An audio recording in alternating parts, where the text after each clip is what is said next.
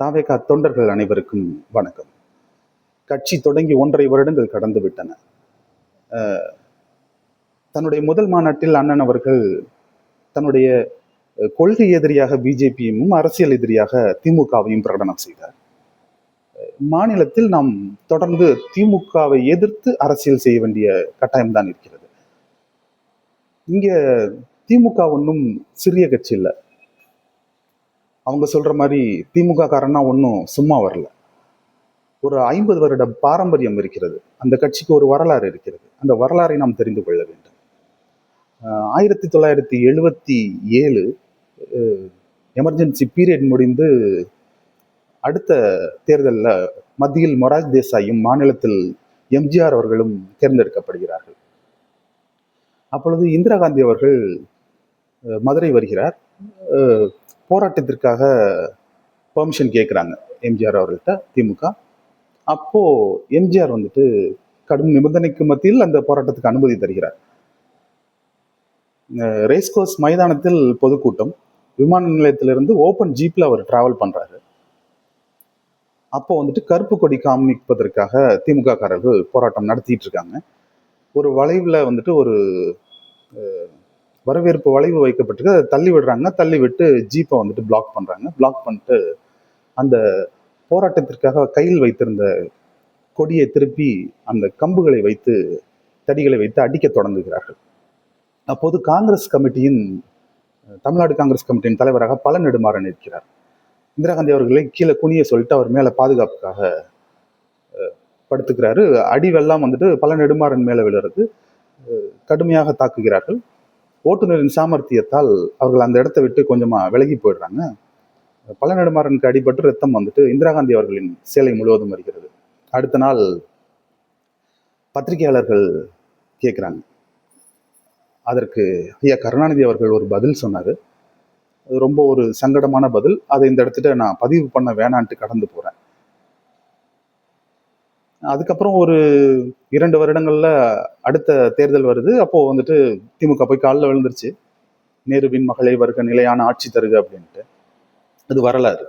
இதுதான் திமுகவின் வரலாறு. ஏன்னா திமுக காரனா இங்கே ஒன்றும் சும்மாலாம் வரல. அதுலேருந்து ஒரு 10 வருடம் கடந்து போங்க. 1989 எம்ஜிஆர் மறைவுக்கு பிறகான தேர்தலில் வந்துட்டு அதிமுக 2ஆ உடைந்த காரணத்தினால திமுக ஜெயிக்குது. ஜெயிச்சு சட்டமன்றத்தில் பட்ஜெட் தாக்கல் பண்றாங்க. எதிர்கட்சி வரிசையில் ஜெயலலிதா அவர்கள் அமர்ந்திருக்கிறார்.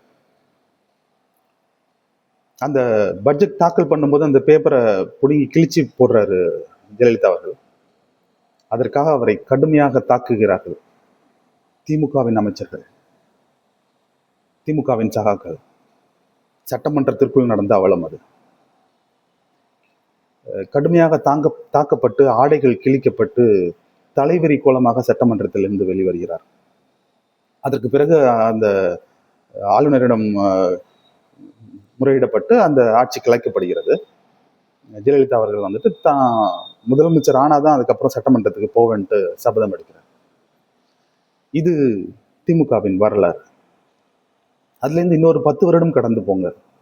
1999 மாஞ்சோலை தொழிலாளர்கள் சம்பள உயர்வு போராட்டம். அவங்க எல்லாமே வந்துட்டு தலித் சமூகத்தை சேர்ந்த தொழிலாளர்கள். வேற எதுக்காக போராட்டம்? சம்பள உயர்வுக்காக. திருநெல்வேலி மாவட்ட ஆட்சியர் அலுவலகத்தை நோக்கி பயணம் போகிறது, பேரணி போகிறது. அரசு பயங்கரவாதம் கட்டவிழ்த்தப்படுகிறது. அன்னைக்கு முதல்வர் கருணாநிதி அவர்கள் தடியடி நடத்த சொல்லி உத்தரவிடுகிறார். தடியடி நடத்த அது ஒரு விபத்து கிடையாது, கிட்டத்தட்ட ஒரு அரசு பயங்கரவாதத்தின் படுகொலை. அவர்கள் தப்பிப்பதற்கு வழி இல்லாமல் தாமிரபரணி ஆற்றில் இறங்கி 17 பேர் இறந்து போகிறார்கள். இதுதான் திமுகவின் வரலாறு. ஏன்னா திமுக காரனா இங்க சும்மா வரல. அதுல இருந்து இன்னொரு 10 வருடம் கடந்து போங்க. 2009 ஒரு பெரும் ஜனநாயக படுகொலை நடத்துகிறது திமுக. காங்கிரஸ் ஆட்சியில், கூட்டணி ஆட்சியில் இருந்த திமுக உலகின் பெரும் ஊழலான 2G ஸ்பெக்ட்ரம் ஊழலை செய்கிறது. ஆண்டிமுத்து ராசா அவர்களும் திருமதி கனிமொழி அவர்களும் திகார் சிறையில் அடைக்கப்படுகிறார்கள். பிஜேபி ஒன்றும் அடைக்கல. இதே கூட்டணி, இப்போ கூட்டணியில் அங்கம் வைக்கும் அதே காங்கிரஸ் தான் அன்னைக்கு அவர்களை சிறையில் அடைத்தது. அந்த ஜனநாயக படுகொலையின் விளைவுதான் இன்னைக்கு அசுர பலத்துடன் பிஜேபி மத்தியில் ஆண்டு கொண்டிருக்கிறது. அன்னைக்கு வீழ்ந்த காங்கிரஸால இன்னைக்கு வரைக்கும் எழுந்து நிற்க முடியல. கூட்டணியில அமைச்சரவையில் பங்கு கொடுத்த ஒரு காரணத்தினுக்காக குத்துயிரும் கொலையுருமாக காங்கிரஸை ஐசியூவில் படுக்க போட்டு இன்னைக்கு ஆக்சிஜன் தருவதாக நாடகம் ஆடுகிறது இந்த திமுக. திமுகவின் வரலாறு தெரியணும் நமக்கு. அதுலேருந்து இன்னொரு 15 வருடங்கள் கழித்து போங்க. 2024 கள்ளக்குறிச்சி கள்ளச்சாராய சம்பவம். அது அது ஒரு விபத்தே கிடையாது, அது ஒரு படுகொலை. அந்த அந்த நிகழ்வை நினைக்கும் போதே வந்துட்டு கஷ்டமா இருக்கு. ஒரு அரசு இயங்கிக்கிட்டு இருக்கு, கள்ளச்சாராயம் காய்ச்சி விற்கிறாங்க. ஒரு நாள் 2 நாள் ரொம்ப நாட்கள் நடக்கும் ஒரு நிகழ்வு அது. அதற்கப்புறம் 66 பேர் இறந்த பிறகுதான் வந்துட்டு அது அரசு வந்துட்டு ஆக்ஷன் எடுக்கிறாங்க. அந்த ஊர் எஸ்பிக்கு தெரியாது, கலெக்டருக்கு தெரியாது, அரசுக்கு தெரியாம கள்ளச்சாராயம் வித்தார்களா? இல்லை. இது அரசின் ஒரு திட்டமிட்ட படுகொலை மாதிரி. அது இது மாதிரி ஒரு நீண்ட நெடிய வரலாறு கொண்டது திமுக. இங்க இவர்கள் வந்துட்டு பல பேர் வயிற்றுல அடிச்சு, பல பேர் துன்பத்தினால் கட்டப்பட்ட கோட்டை இது. நீங்க எல்லாரும் வந்த உடனே ரத்தன கம்பளம் விரிச்சு வாங்கன்னு வரவேற்று உங்க கையில கொடுத்துட்டு போயிட மாட்டாங்க. பெரும் துயர்களை சந்தித்து அதுக்கப்புறம் தான் நீங்க அங்கே போய் எட்ட முடியும்.